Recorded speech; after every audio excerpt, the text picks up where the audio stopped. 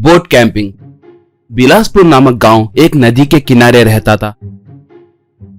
एक बार उस गांव के बच्चे शाम के समय हरदम के जैसे ही खेलने के लिए नदी के किनारे पहुंचे। उनमें से थोड़े बच्चे कंचों से खेलने लगे, थोड़े बच्चे लुक्का छुपी खेलने लगे। ऐसे बच्चे तरह तरह के खेल वहां पर खेलने लगे थे। इतने में नदी में बहुत दूर से कुछ आए जैसे दिखाई दे रहा था। बच्चे सब उस तरफ आश्चर्य होकर देखने लगे थे। तभी एक बड़ी नाव वहां पर आकर रुकी।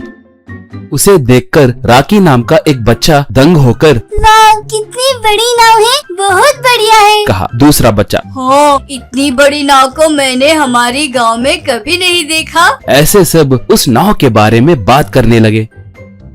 इतने में राखी नाव के अंदर झांक के देखने के लिए कोशिश कर रहा था। उस नाव में तरह तरह के बड़े बड़े उपकरण थे।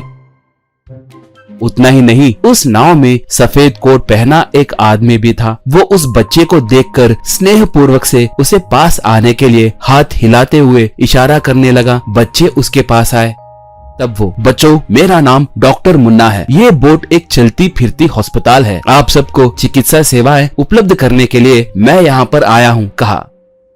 ऐसे वो उस नाव में से नीचे उतरकर उस नदी के बगल में एक कैंपिंग टेंट तैयार करके रखा। ये सब वो बच्चे हैरान होकर देखने लगे।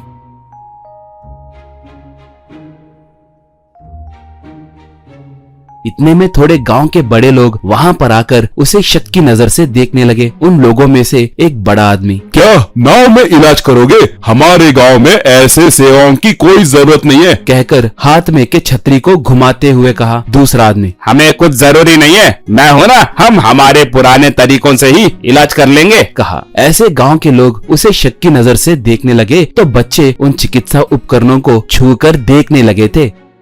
इतने में राखी उस बोट में क्या है कहकर, क्या क्या होता है कहकर जानने के लिए उस नाव के पास नदी के किनारे चलने लगा था। इतने में पत्थर पे से पैर फिसलकर वो नदी में गिर गया। ये देखकर डॉक्टर भागते हुए जाकर एक वस्तु को नदी में फेंककर राखी को बचाया। बाद में राखी को किनारे को लाकर राखी की प्राथमिक चिकित्सा करने लगा। राखी ठीक हो गया। बाद में, बेटा संभल के रहना चाहिए ना, कहा। ये देखकर गांव वाले और घबरा गए।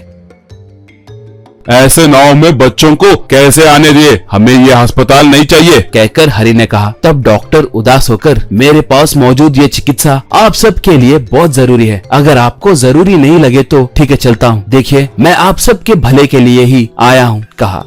उसी समय चमन चाचा नाम का एक बूढ़ा आदमी उस तरफ आते हुए जोर जोर से पुकार रहा था। अरे भाई, मेरा सर चकरा रहा है, कोई तो आओ, कहकर जोर से पुकारते हुए नीचे गिर गया। मुन्ना तुरंत भागते हुए जाकर अपने मेडिकल किट बॉक्स को खोलकर चमन चाचा की जांच किया। बाद में वहां पर मौजूद गांव वालों से, इन्हें कुछ नहीं हुआ, छोटी सी रक्तचाप की समस्या है, बीपी कम हुई है, सही दवाई लिए तो ठीक हो जाएंगे, कहकर सबको समझाया। इतने में चमन चाचा उठ के खड़े हो गए। सब चमन चाचा की ओर देखने लगे। एक, इतने असरदार दवाइयाँ दे रहा है, जरूर ये आदमी अच्छा ही होगा, हम इसके पास स्वास्थ्य जांच करवाएंगे, कहा। गांव वाले स्वास्थ्य जांच के लिए मान गए। उसके बाद बच्चे, बूढ़े, जवान, महिलाएं सब एक एक करके आने लगे और हेल्थ चेकअप करवाने लगे। डॉक्टर सबका चेकअप करके इलाज भी किया। उसके बाद चमन चाचा डॉक्टर से, डॉक्टर साहब, आपको फिर से यहाँ पर जरूर आना होगा, कहा। तब डॉक्टर मुन्ना, जरूर आऊंगा, सेहत ही असली धन है, सबकी सेवा करना ही मेरा लक्ष्य है, कहा। गांव वाले सब खुशी से तालियां बजाए। अब मुन्ना डॉक्टर अपने कैंपिंग टेंट को निकालकर बोट में रखकर वहां से दूसरे गांव को निकला। गांव वाले खुशी खुशी अलविदा कहे।